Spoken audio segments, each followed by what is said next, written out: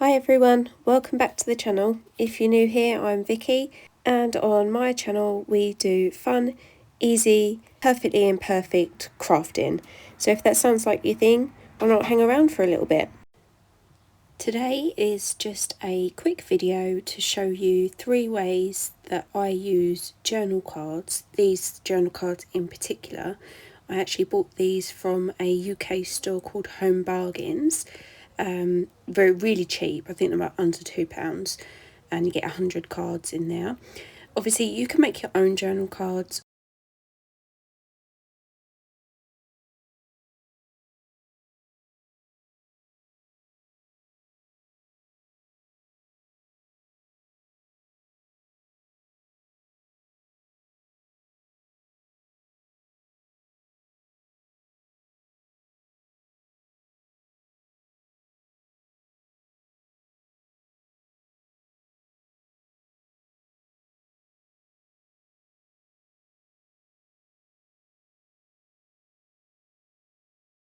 I use 12 by 12 papers and just cut them down to size, so whatever size your journal cards are, or if you want to cut them in half or cut them down just a little bit to suit a particular journal size that you have.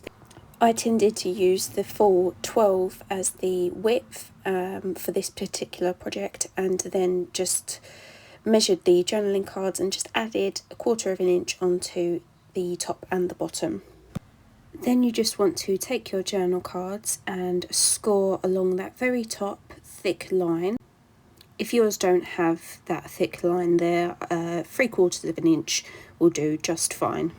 I'm really sorry for the awkwardness of that score. I have sped the rest of it up. It's just that the way that I score, I usually turn it the other way and have my head over the board, so it would have looked really bad on camera. So I just sped that up so you don't have to see me doing it awkwardly. So sorry about that. So now you have those score lines, you just want to place the journal cards on top of each other just underneath the score lines that you've just made. This is where I previously glued the cards together. I just glued within that 3/4 of an inch where we scored, and just don't do it. Please don't do it. Follow this. Do not glue anything. Now you should really use a thick washi tape, something like the size of the one that I'm showing now.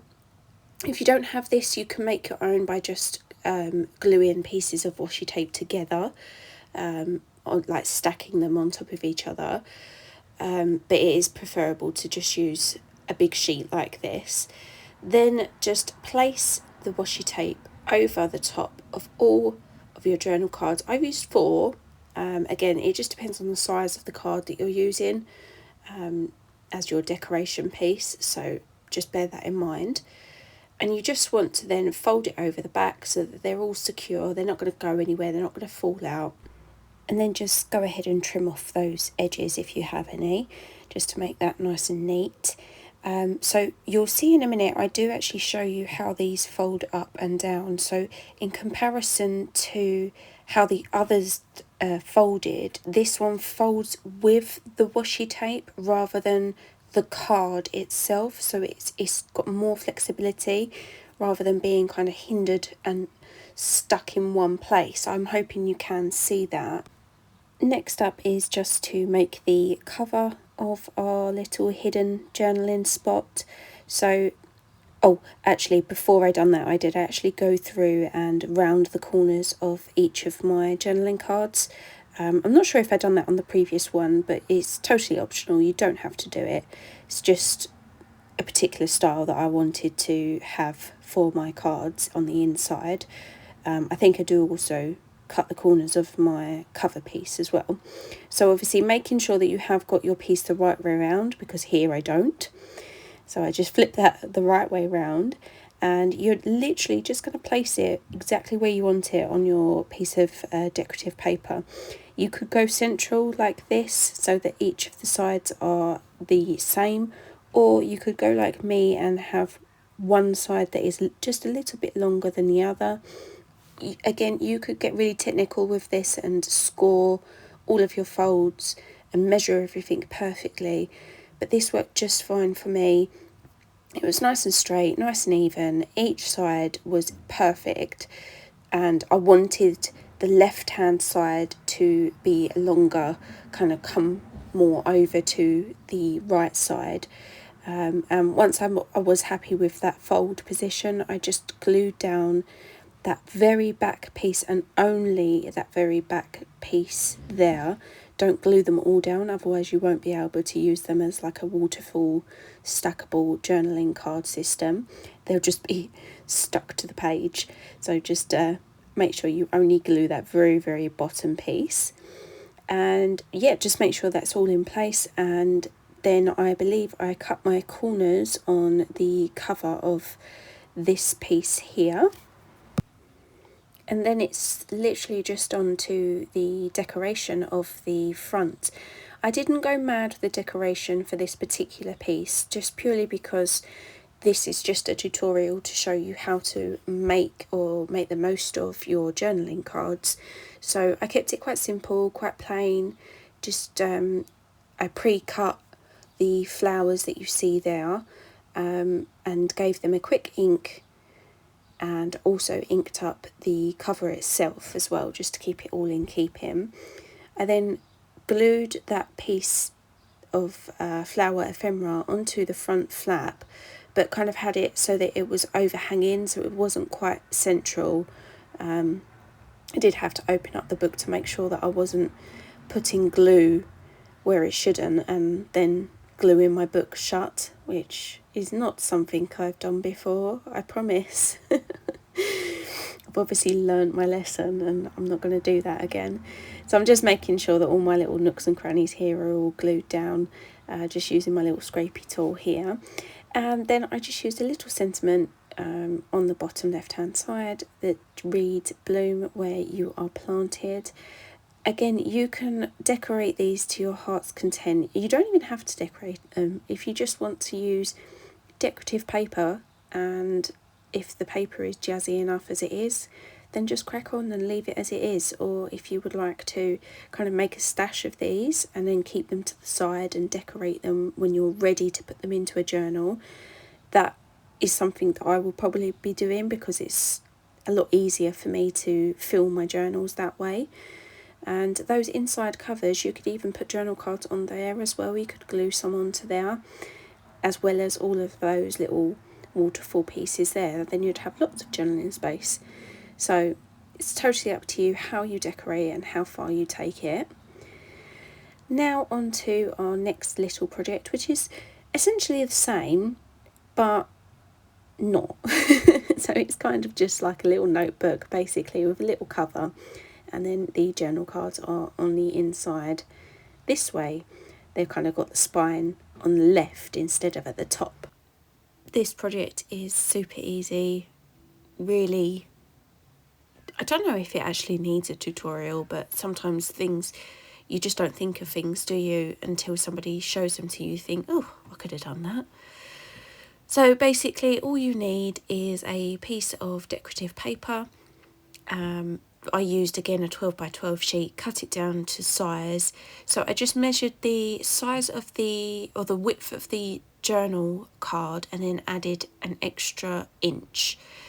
Then you want to take that decorative paper and score at 1 inch and then again at 2 inch, which is what I've done here. And then I've just folded the piece so that it's made that little booklet there. So you fold your first one inwards and your second one back on itself, and then that will give you the kind of opening for a book. Then you just literally do the same with your journaling cards. You just score 1 inch on each of them. I think I used around 4 or 5 journaling cards for this project, but you could use as many as you like or as little as you like. Again, I rounded the corners on my cards. You don't have to do this, but it was just something that I was kind of feeling at that time, so I just went with it. Then and I done the cover as well. I forgot to mention that as well. So then we just need to glue our flashcards together. So just along the top here, above the score line. When I was watching this back, I did make myself laugh because every time I put the glue down, I done it in different patterns and different styles. I wonder if anybody else does that. First I done circles, then I done lines, then I done a box of glue, and then I went back to doing lines. I don't know. And I don't think I was even aware that I was doing that at the time. So there's my lines again. And just whilst that was going to dry, I am going to decorate my front cover.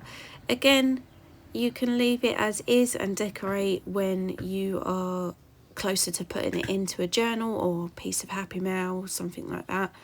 But I just wanted to show you how simple it is to decorate these. You really don't have to go mad on them, but you could really jazz it up with some lace, some buttons. You could just let your imagination run wild.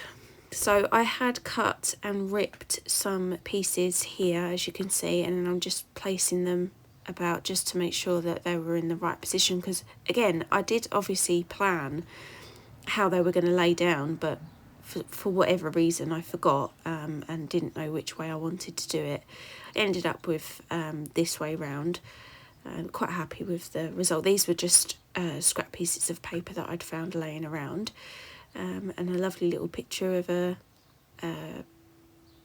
glue tip. Nearly forgot what they were. Actually, I think that's probably a great tip rather than a blue tip. And then just a quick little sentiment saying amazing on the front there. And then that is literally the decoration done for me. I'm really happy with that. I mean, I'm a bird lover, so anything really simple and with birds on, I'm happy with. So nice and simple. And then all you want to do is just glue your flashcards into the cover, and it's as simple as that. So that 2-inch mark that you'd made, you just want to apply some glue onto the back, and then once you've glued the back, you can glue the front of your flashcards, and that's it, you're done.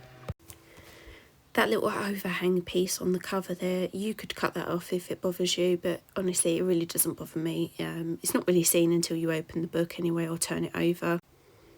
I also just wanted to show you that you could make these with a sheet of lined paper, and instead of having it landscape, you could change it to portrait, and then when you open this cover, your lines would be the correct way.